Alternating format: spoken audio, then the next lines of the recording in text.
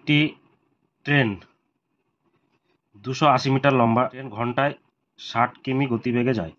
220 metre লম্বা platform অতিক্রম করতে ট্রেনটির কত সময় লাগবে? এই অঙ্কটা মিসলেনিয়াস 2013-তে এসেছিল। তো অঙ্কটা আমরা কি করে করব দেখো।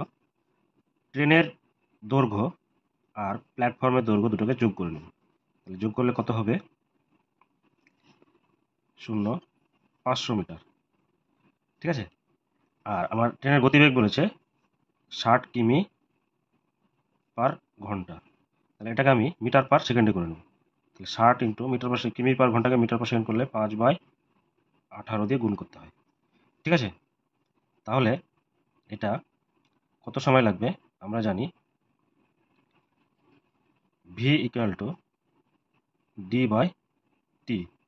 তাহলে সময় লাগবে t equal to d by V.